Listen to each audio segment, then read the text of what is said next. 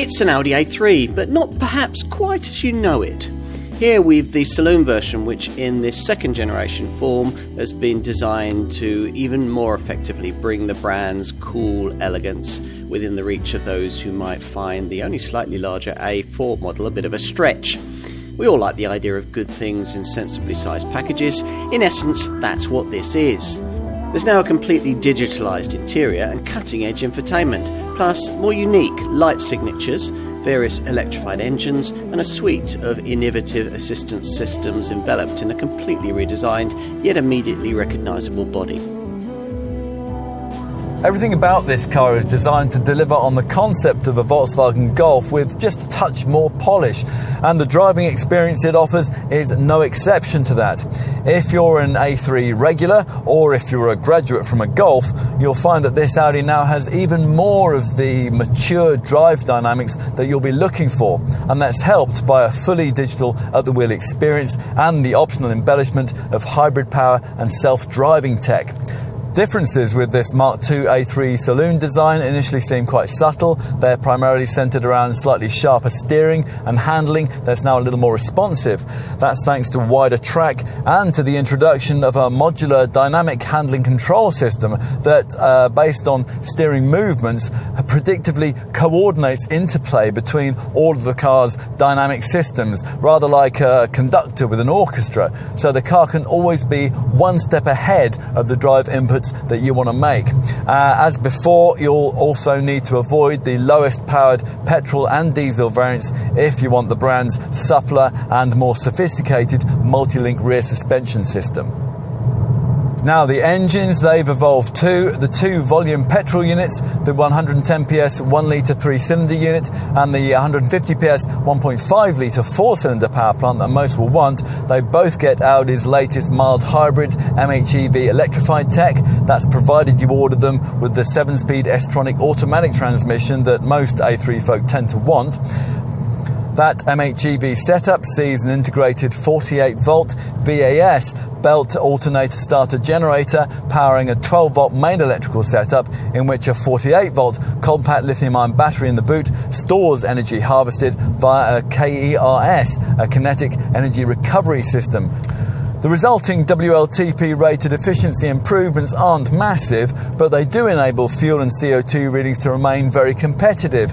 A typical 35 TFSI S-tronic variant manages up to 51.4 mpg on the combined cycle and up to 126 grams per kilometre of CO2. If you don't care about Friends of the Earth, you can do better with the alternative conventional 30 TDI diesel, of course. That now develops 116 PS and it uses a larger, more efficient 2-litre unit with the brand's latest twin dosing tech.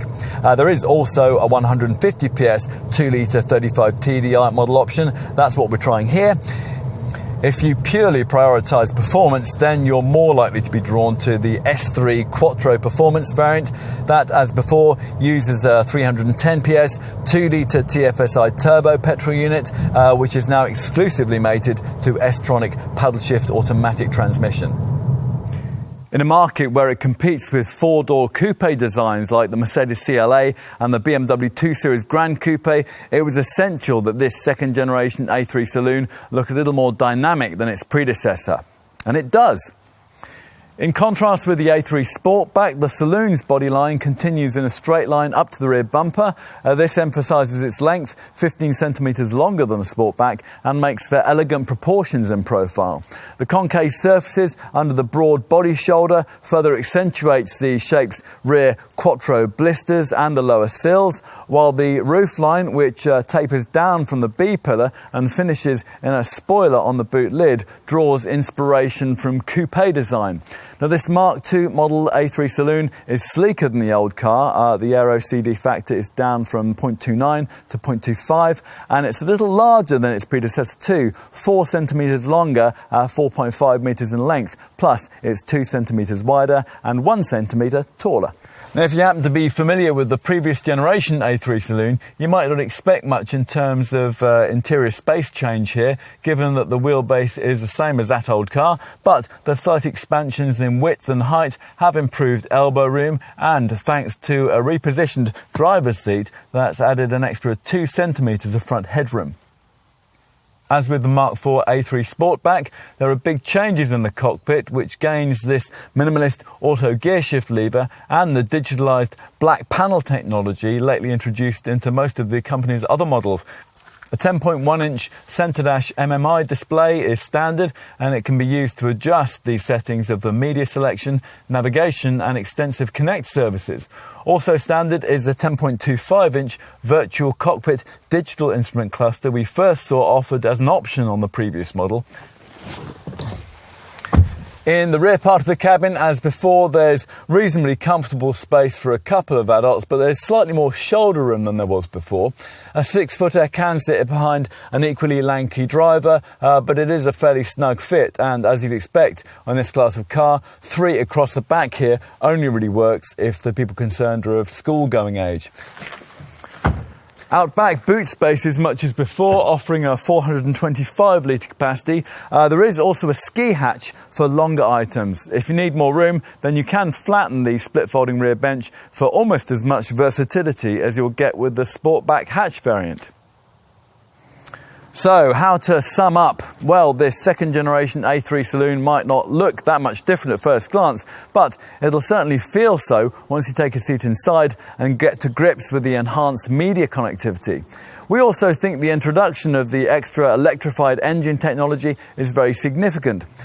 Unless you were looking to make some sort of style statement. Now, this car won't turn the heads of passers-by like a rival Mercedes CLA or a BMW 2 Series Grand Coupe, but then that very discretion is a fundamental part of its appeal.